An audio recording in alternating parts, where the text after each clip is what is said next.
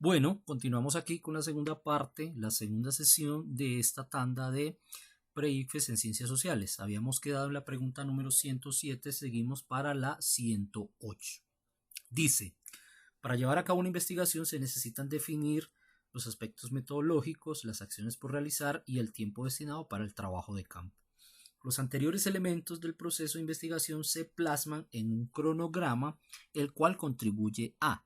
Ojo, ya acá nos están dando la palabra clave, ¿cierto? Un cronograma, el cual contribuye a definir y clasificar y priorizar las variables y categorías que intervendrán en la investigación. B. Definir un plan de trabajo acerca de lo que se va a hacer y los recursos que se necesitan. C.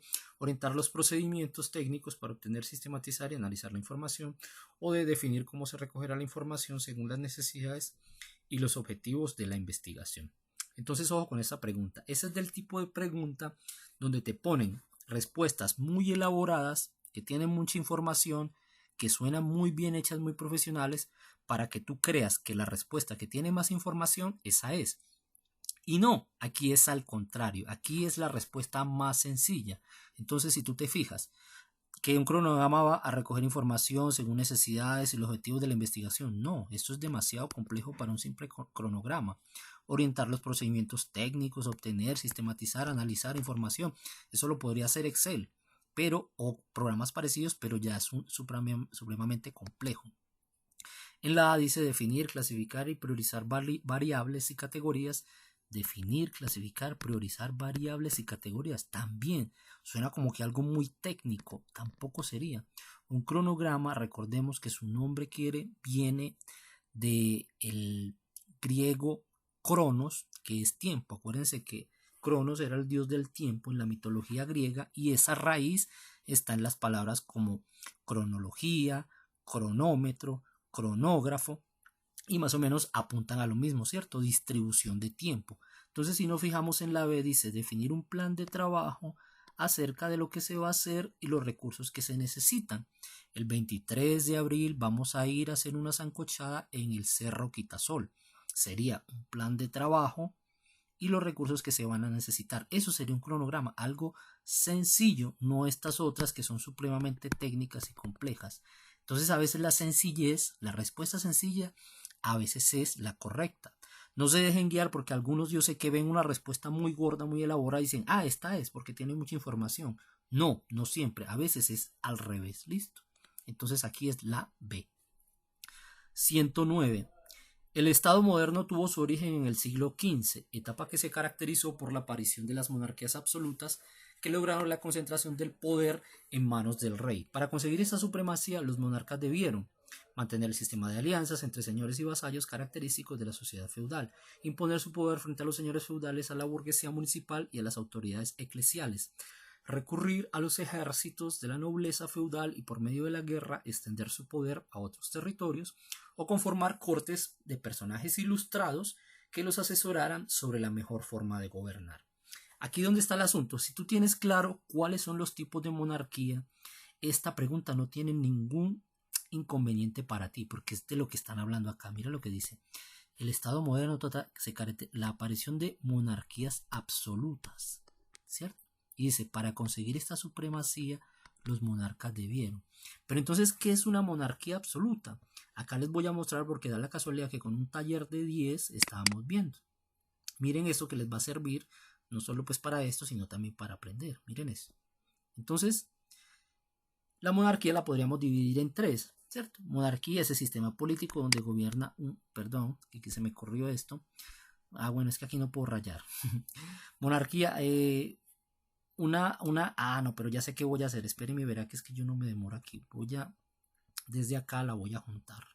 Voy a meter acá, a ver, perdón un momentico, documento de Word, y la voy a pegar acá, porque acá sí la puedo rayar. Listo, espero no demorarme, esto no demora.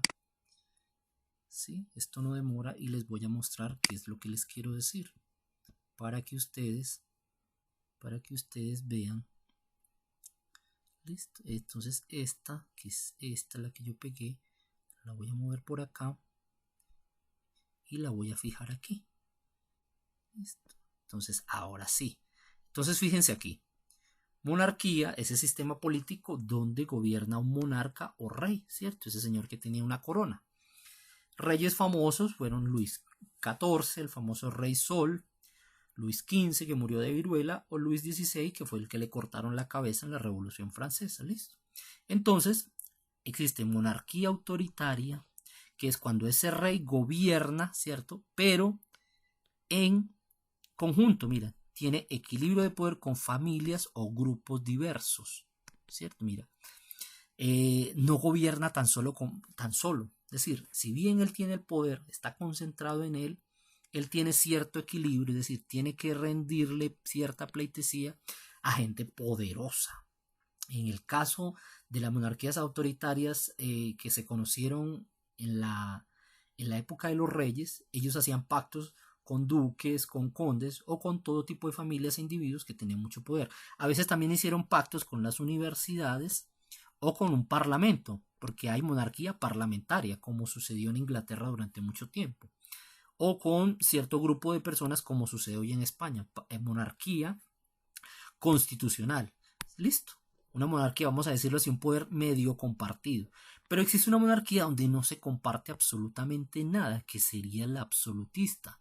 El mejor ejemplo de ese fue Luis XIV, que dijo: el Estado soy yo. Y él acá le dice: el Estado es el monarca. Aquí él no le rinde pleitesías a nadie y todo el poder está concentrado solo en él. Él es la ley y él es el amo y señor. Entonces no es cierto que siempre que se habla de monarquía se habla de poder absoluto. En la autoritaria sí, casi, pero en la absolutista totalmente en él. Por eso el cambio de nombre. El nombre lo dice absolutista, poder absoluto. Listo. Entonces volviendo acá a donde estábamos, que era la aquí, entonces nos damos cuenta que entonces mantener alianzas, ya aquí nos damos cuenta que no, porque estamos hablando de monarquía absoluta. Recurrir a ejércitos, no, porque él no necesita recurrir a ejércitos, estamos hablando de absoluto. Conformar cortes de personajes, no, tampoco. Mira aquí dice: imponer su poder frente a señores feudales, a la burguesía, ser el puto amo. Entonces es esta. ¿Listo? Yo creo que nos va a quedar claro cuál es la monarquía absoluta y la monarquía autoritaria. ¿Listo? Seguimos. 110. Bueno, acá estoy en la 109. 110 está acá abajo. Entonces mire lo que dice: el desarrollo de un proceso investigativo usualmente requiere análisis de información proveniente de distintas fuentes y recogida en diferentes tiempos. Para que la recolección y el análisis oportuno de los datos sea preciso, se debe hacer un uso de un método cuantitativo, que es por números, un método cualitativo, que es por una valoración. Por ejemplo, aquí sería cuando te califican por 4 o 5, ¿cierto? Cualitativo sería decirte que está bueno o malo o excelente, ¿cierto? Y un cronograma tiene que ver, como lo expliqué anteriormente, crono, ¿cierto? No se les va a olvidar tiempo, ¿cierto? Dios del tiempo, crono. Y mire lo que dicen acá: información proveniente de distintas fuentes y recogida en diferentes. Ya la pilló, ¿cierto? Una hipótesis, no tiene nada que ver tampoco. Entonces esta palabra me da la clave: cronograma, tiempos, es la C. Listo. Seguimos. A ver, 111, que está por acá escondida. En 1987 se publicó el informe Brundtland, en el cual se plantea la necesidad de obtener un crecimiento económico basado en políticas de sostenibilidad y manejo adecuado de los recursos ambientales. Las industrias pueden contribuir de manera significativa al objetivo de la sostenibilidad y manejo de los recursos cuando, es decir, este informe dice que hay que crecer económicamente, hablando de las empresas, pero sosteniendo el medio ambiente, ¿cierto? Los recursos ambientales. Entonces dice: las empresas pueden llegar a esto, a crecer y a mantener los recursos cuando desarrollan procesos en los que se consumen menos recursos y se generan menos residuos. Parecería que sí, cierto, pero miremos las otras. Crear mecanismos tecnológicos para no consumir materias primas. Absurdo, porque entonces no sería capitalismo. El capitalismo no puede vivir sin materias primas. Preservan la biodiversidad mediante la creación de áreas exclusivas de explotación de recursos. No, terrible, porque entonces van a decir que el Amazonas es una área exclusiva de recursos y entonces haría más daño del que quieren minimizar o no efectuar. Importar materias primas de países que tengan recursos ambientales y así conservar las zonas protegidas del país. No, una belleza que importen las materias primas de Colombia y así las van a conservar, tampoco tiene sentido. Entonces, claramente es generar procesos que consumen menos recursos, aunque eso es una mentira, pero eso luego lo hablamos en clase. Bueno, no hay clase, ¿verdad? Pero eso sería bueno ampliarlo. Esto aquí hay mucho que cuestionar, pero en este caso concreto sería la A. ¿Listo? Procesos en los que se consumen menos recursos y se generan menos residuos. Bueno, seguimos. 112.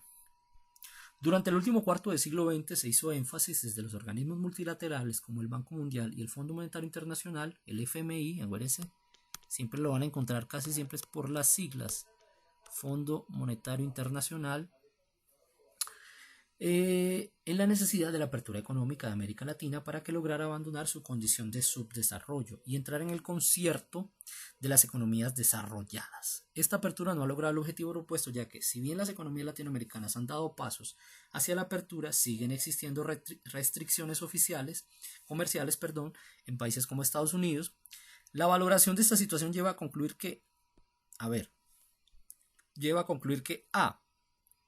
se pueden abrir nuestras economías al mundo en condiciones justas y similares, rompiendo la diferencia. Pues esto es de chiste.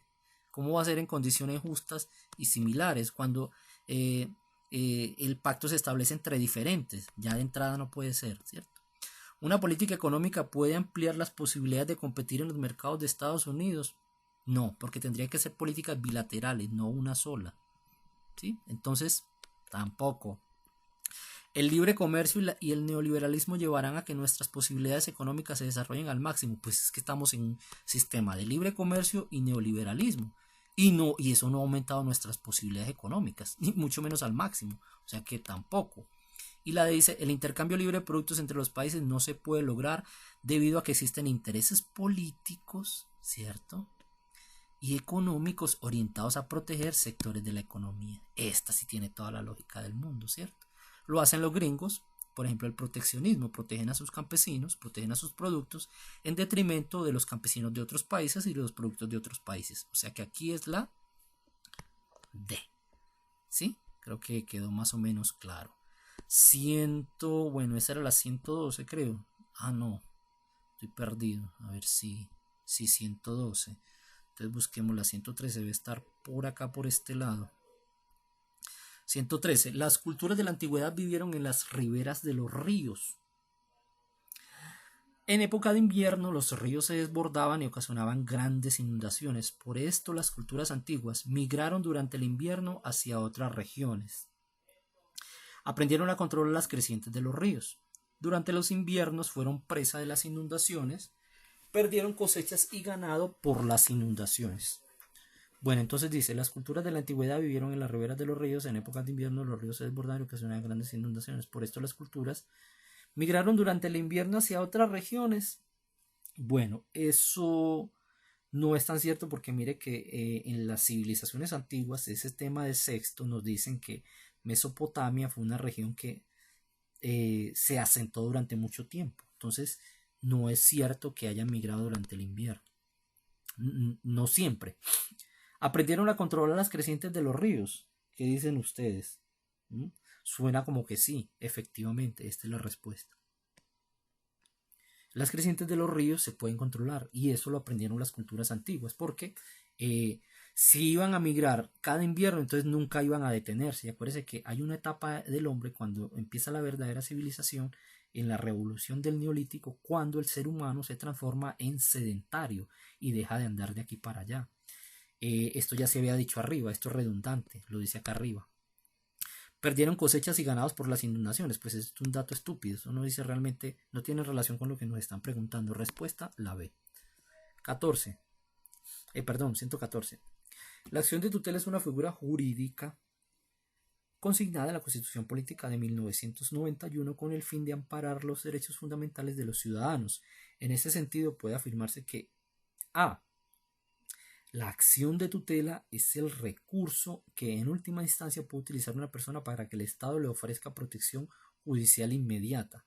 Bueno, suena un poco extraño, pero vamos a ver. Le ofrezca protección judicial inmediata Protege los derechos fundamentales porque son los únicos derechos que goza un ciudadano en Colombia. Bueno, esto ya es falso, no son los únicos derechos, ¿cierto? Goza de otros más, o debería, ¿cierto? C. Puede utilizarla cualquier persona para hacer respetar sus derechos económicos y políticos. No, muchachos, no son los derechos económicos y políticos, son los fundamentales, la vida, el trabajo, la salud. Para eso es que está la acción de tutela, o sea que esta tampoco es. Y ha sido un instrumento ineficaz para cumplir los propósitos que se trazaron cuando fue consignada en la Constitución. Falso. Sí ha sido, no ha sido todo lo eficiente que uno quisiera, pero sí ha servido. Sí ha servido porque muchos se han hecho eco de ella y la han utilizado y han hecho respetar sus derechos. O sea que tampoco esto es cierto. O sea, por descarte nos queda es el recurso que en última instancia puede utilizar una persona para que el Estado le ofrezca protección judicial inmediata. Sí, tal cual. Entonces, en este caso, sonaba un poco raro esto de protección judicial inmediata, pero sí debe ser porque la tutela, como se acordarán, tiene una aplicación, un tiempo de ejecución muy corto, ¿cierto? Las tutelas se tienen que aplicar rápidamente. Bueno, a ver, 115, ya me iba a ir para otro lado. La sustitución de importaciones fue el nombre que recibieron las políticas económicas adoptadas en algunos países de América Latina durante la década de los 70. Estas políticas tendieron a fortalecer la producción nacional, abriendo las fronteras a libre competencia con productos externos. A ver, volvamos a leer. Sustitución de importaciones fue el nombre que recibieron las políticas económicas adoptadas en algunos países de América Latina durante los 70. Estas políticas, fortalecer la producción nacional, abriendo las fronteras a la libre competencia. Suena como bien. Facilitar la importación de productos manufacturados que no se produjeran en el mercado nacional, más o menos. Fortalecer la producción nacional mediante el cierre de importaciones de productos manufacturados y el fomento de su producción interna. Fortalecer las exportaciones nacionales por medio de una política monetaria que privilegia la devaluación monetaria. Bueno, todas suenan muy, digámoslo así, correctas. En cierto sentido, parecería que todas están bien. Pero hay una opción de estas cuatro que tiene un elemento clave. Miren lo que dice la C. ¿Cómo fortalecemos la producción nacional? Cerramos las importaciones, o sea, que no nos traigan el arroz del Ecuador y que no nos traigan productos manufacturados como, qué sé yo, bolsos que hacen en la China, y fomentamos la producción interna, que ya nuestros campesinos cultiven el arroz que nosotros vamos a consumir y que esos bolsos que traíamos de la China los haga Toto o una empresa colombiana, ¿sí? Es la manera para que una política económica realmente fortalezca un país, fortalecer el mercado interno, esta es la palabra clave, listo. Las otras suenan bien, pero son muy teóricas y se van un poco por las ramas. Esta pregunta siempre está un poquito tramposilla. Aquí el truco para uno saber es esto: mercado interno, fortalecer el mercado interno, listo. 115 era la C. 116. El crecimiento desordenado de las ciudades colombianas ha propiciado que en su interior se presente una deficiencia de la cantidad, la calidad y la conectividad de espacios verdes. En ese sentido, los planes de ordenamiento territorial, Plan Ordenamiento Territorial, POT, promueven el desarrollo de las redes ecológicas urbanas porque éstas favorecen a la recuperación de los ecosistemas en los espacios verdes y públicos, la mayor oferta y demanda de los bienes y servicios ambientales, el enriquecimiento del paisaje y de la calidad de vida de los habitantes de la ciudad, o la recuperación de las áreas verdes. Entonces, bueno, dice, el crecimiento desordenado de las ciudades propicia que no haya ni cantidad, ni calidad, ni conectividad en los espacios verdes, ¿cierto? Las zonas verdes.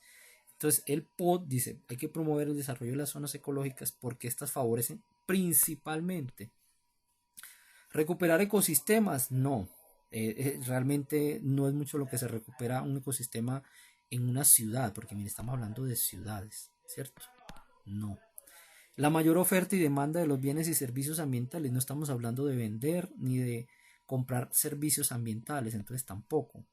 El enriquecimiento del paisaje y de la calidad de vida de los estudiantes, bueno, sí tiene sentido enriquecer el paisaje y mejorar la calidad de vida. Sí, hay mucha lógica en esa respuesta.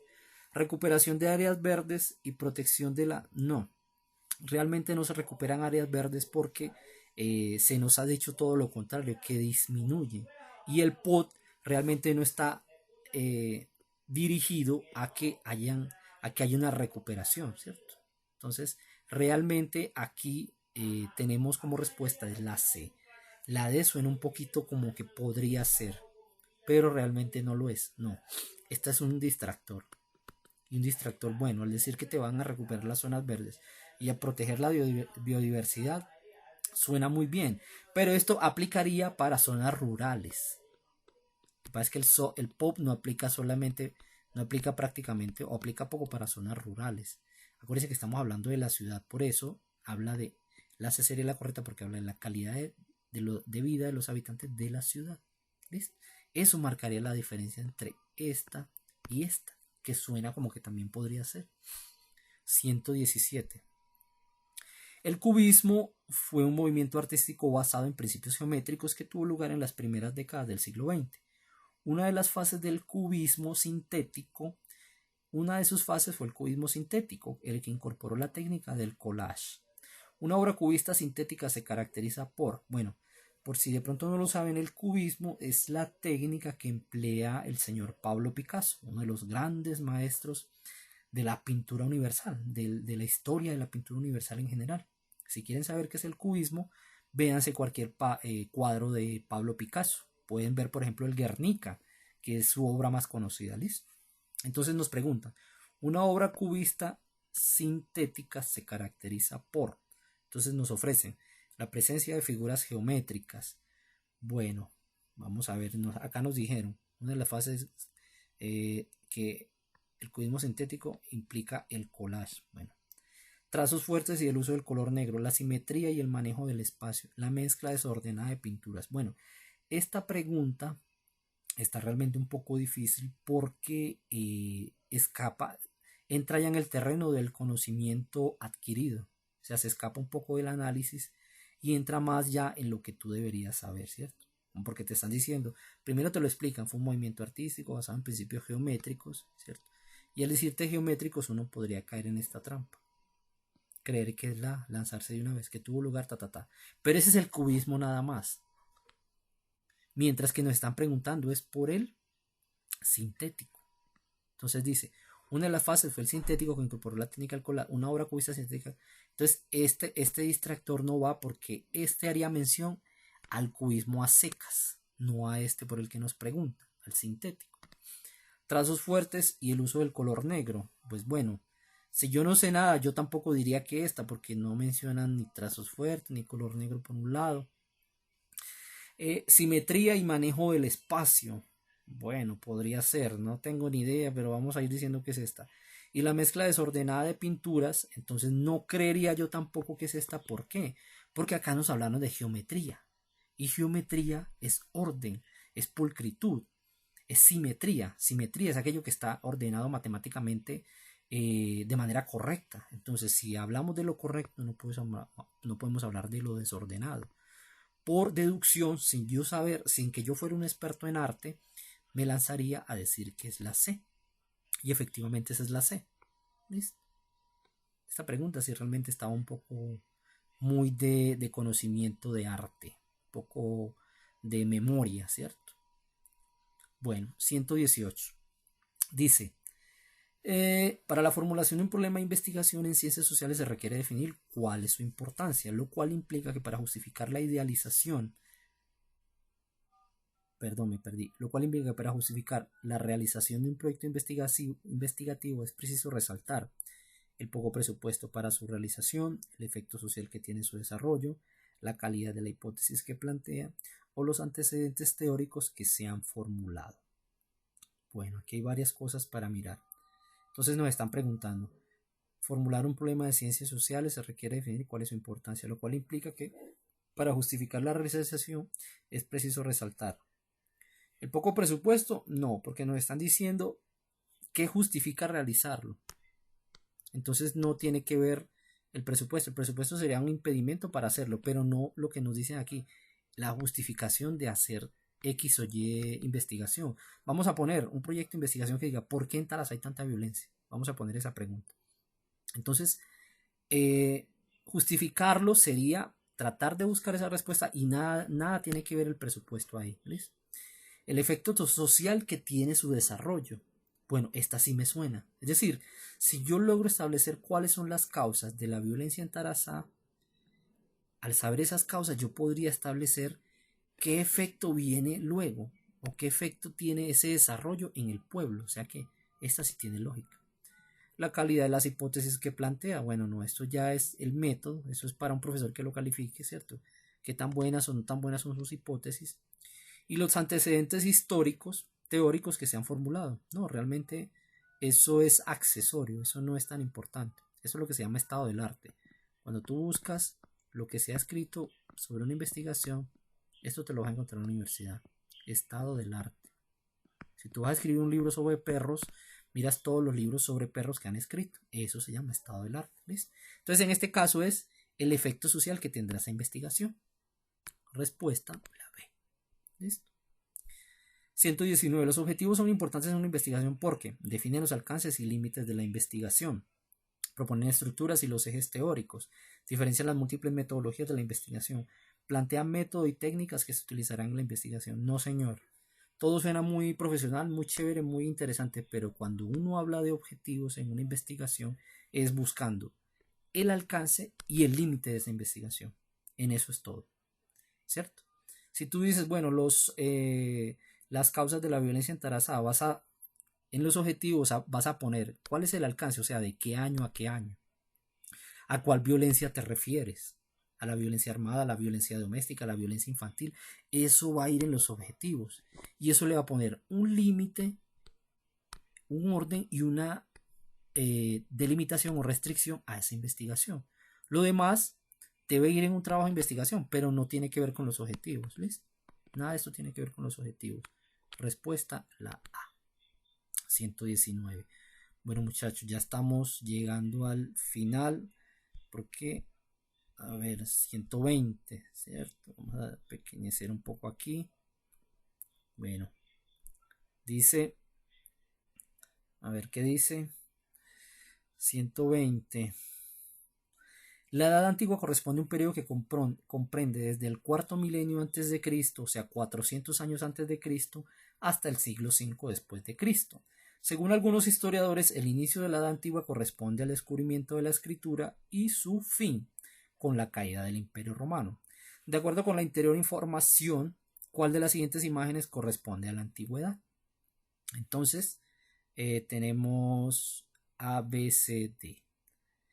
En esta pregunta nos están indagando por cuál imagen se refiere a la antigüedad. ¿Sí? Esta de entrada, tú la puedes anular porque aquí te están diciendo que no. Esta, mira, aquí te dice la prehistoria. Esta no. Esta tampoco porque esta corresponde, la A, perdón, es que yo hablo como si la viera. La A tampoco corresponde porque esto que se ven aquí son los dibujos en las cuevas prehistóricas, sobre todo en las dos más importantes que hay, en Altamira en España y Lescaut en Francia. Esto es perteneciente al hombre prehistórico, y la prehistoria, como su nombre lo indica, está antes de la historia. La D se puede ver, bueno, está muy borrosa, pero parece que es un hombre alimentando como a un niño, un hombre antiguo, un hombre primitivo. Podría ser muchas épocas de la antigüedad, pero no nos refieren o no nos hablan de qué época puede ser, no nos dan una pista. Entonces es la C. ¿Por qué, muchachos? Porque las pirámides de Egipto fueron construidas hace más de 4000 años. O sea, cuando Napoleón llega a Egipto, a finales del siglo XVIII, le dice a los soldados: 40 siglos nos contemplan. Soldados, 40 siglos nos contemplan. Ya Napoleón sabía que las pirámides tenían 4000 años. Y acá mire de qué se habló: cuarto milenio, ¿cierto? 4000 años antes de Cristo. Entonces, sabiendo la fecha de las pirámides, tú te ubicas en lo que te estaban preguntando, ¿sí? Las pirámides pertenecen a la edad antigua, no ni a la prehistoria, ni a esto que también parece ser una etapa prehistórica, ¿listo? Bueno. Bueno, entonces aquí era la C. Para muchos historiadores, la Guerra Civil Española ocurrida entre 1936 y 1939 sirvió para poner límites a la injerencia norteamericana en la política europea durante la primera mitad del siglo XX, establecer la supremacía de la democracia como pueblo político de Europa a mediados del siglo XX, garantizar el predominio del poderío militar franco-británico en el territorio europeo a comienzos del siglo XX, ensayar el aparato militar alemán e italiano que a la postre desataría la Segunda Guerra Mundial. Entonces, en esta pregunta, mire, para muchos historiadores la Guerra Civil Española sirvió ¿para qué sirvió? ¿Para poner límites a los gringos? No, a los gringos es muy difícil ponerles límites, ¿cierto? Entonces, no. ¿Establecer la supremacía de la democracia? No, jamás, porque en la Guerra Civil Española gana el dictador. Ese dictador, no se les olvide, si ya lo saben, fue Franco, que murió en la cama, imagínense. Va a pasar como cierto dictador en Colombia que va a morir en la cama en el 76. Murió Franco. Nada, ninguna democracia, caspa. Garantizar el predominio del poder militar franco-británico. Mira, es que te pusieron este Franco aquí para que tú caigas en la trampa. ¿Sí viste cómo es el Ixes de hijo de tuta? Te puso esto aquí. Aquí Franco se refiere a francés. No a Franco el nombre, porque Francisco Franco fue el general que ganó en la guerra civil e impuso una dictadura en España. Este Franco aquí es puesto para embolatarte, garantizar el predominio del poderío militar franco-británico, o sea, francés-británico, en el territorio europeo a comienzos del siglo XX. No, tampoco, no tenía nada que ver ahí Francia ni Gran Bretaña. Y mira lo que dice: ensayar el aparato militar alemán e italiano. Alemania e Italia eran socios de Franco, eran parceros, o sea, Hitler en Alemania y Mussolini en Italia eran parceritos de Franco, que a la postre desataría la Segunda Guerra Mundial. Entonces, efectivamente, en la Guerra Civil Española se utilizaron aviones, se utilizaron armas. Acuérdense que se da en el 36 y 39, antes de la Segunda Guerra Mundial, que va a empezar en el 39. Perdón, aquí me salí. Voy a borrar acá, voy a borrar aquí, que la Segunda Guerra Mundial empezó en 1939 y España sirvió como para probar ciertas cosas, aviones y armas, ¿listo? Con el parcerito de Hitler y Mussolini, Franco. Entonces, en este caso es la D. Mira cómo te puso esta trampa aquí, franco-británico, muchos hijos de madres. Bueno, 122. La sociedad feudal se basaba en los privilegios. Por eso, cuando hablan de sociedad feudal, nos remitimos a la época de reyes, siervos, ¿sí?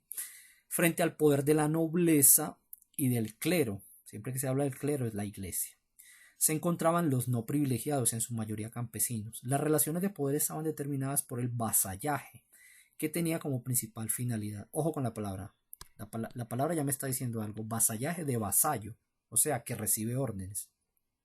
Entonces me dicen, vencer a otro noble más poderoso para que éste lo ayudara a proteger a su persona. Suena como raro, porque si estamos hablando de vasallaje, bueno, vamos a seguir, vamos a leerlo primero y después analizamos bien, ¿listo? Vencer a otro noble más poderoso para que éste lo ayudara a proteger a su persona. Proporcionar abundante riqueza al clero para que viviera con lujos. Jurar fidelidad a otro noble más poderoso para que éste lo ayudara a defender su persona y sus propiedades. En caso de guerra, la protección y defensa de la mujer como centro de la familia. Bueno, entonces volvamos a leer. La sociedad feudal se basaba en privilegios. Frente al poder de la nobleza y del clero se encontraban los no privilegiados, en su mayoría campesinos. Las relaciones del poder estaban sometidas por el vasallaje, que tenía como principal finalidad proporcionar abundante riqueza para el clero que vendiera con lujos. No, realmente a los nobles no les interesaba que la iglesia viviera con lujo. La iglesia tenía su propia manera de exprimir dinero a su manera. Entonces, los nobles no trabajaban realmente para el clero. Jurar fidelidad a otro noble más poderoso para que éste lo ayudara a defender su persona y sus propiedades. No, estos tipos eran supremamente egoístas. Proteger la defensa de la mujer, esto da risa, ¿cierto? Esto es de chiste. Como les decía por ahí en un audio a los de décimo, existe un país en este momento, existe un estado en este momento, hoy 29 de septiembre de 2020, donde las mujeres no pueden votar. Y estamos en el siglo XXI. y en ese estado las mujeres aún no pueden votar. O sea que mucho menos iban a proteger y defender a la mujer en la edad feudal, ¿cierto? Entonces tampoco. Aquí, ¿cuál sería? ¿Cuál era el vasallaje en última? Que un noble venza a otro noble para protegerse, ¿cierto?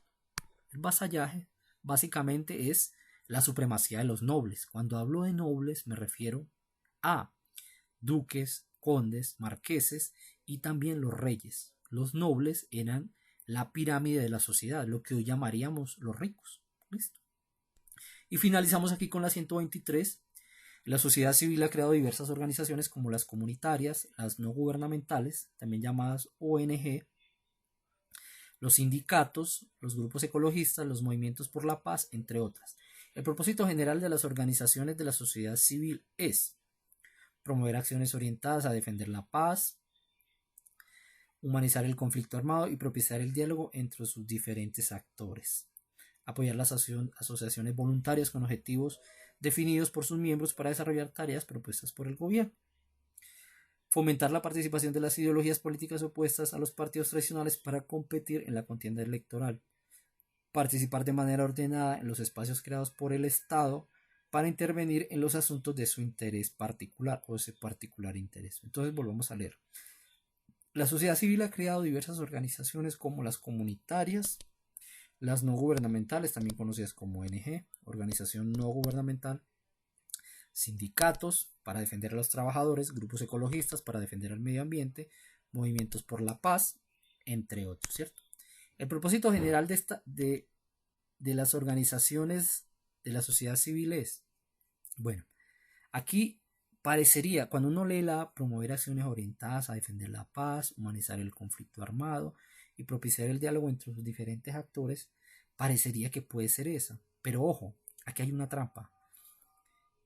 Humanizar el conflicto armado es en Colombia, ¿cierto? Pero donde no hay conflicto armado, ¿qué?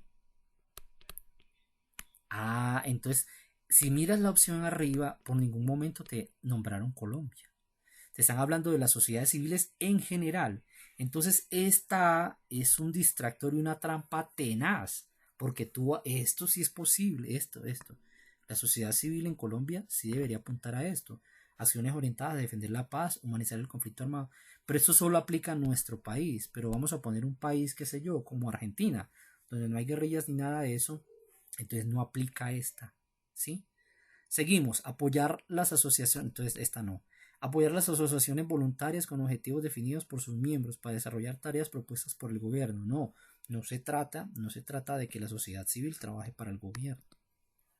Fomentar la participación de las ideologías políticas opuestas a los partidos tradicionales para competir. No, tampoco. Es como decir, vamos a darle poder al Partido Verde, ¿cierto? Para que se enfrente al Partido Conservador y al Partido Liberal, para que gane las elecciones. No, tampoco. La sociedad civil tampoco busca eso, enfrentar a partidos. Y miren la última, participar de manera ordenada en espacios creados por el Estado para intervenir en los asuntos de su interés particular. Volvamos a leer. Participar de manera ordenada en los espacios creados por el Estado para intervenir en los asuntos de su interés particular. Entonces, el Estado abrió espacio para que, por ejemplo, los movimientos ecologistas tengan voz y voto y se defiendan los recursos y los medios y el medio ambiente. Entonces, en este caso es la D, ¿sí? Esta estaba difícil porque la A podría ser, pero la A se restringe a un país como Colombia. Y acá, como les decía y reitero, nos habla de la sociedad civil en general. Ojo con eso cuando las preguntas son referentes a nuestro país, atañen a nuestra realidad y son genéricas, porque puede haber trampa ahí. Ojo con las trampas del ICFES. Entonces, en este caso es la D. ¿Listo? Entonces, por aquí terminamos. Esta demora un poquito más que las otras, pero creo que alguna conclusión, alguna idea les puede servir si la miran con detenimiento y la estudian con compromiso, muchachos. Así que gracias por su atención, una feliz tarde y cambio y fuera.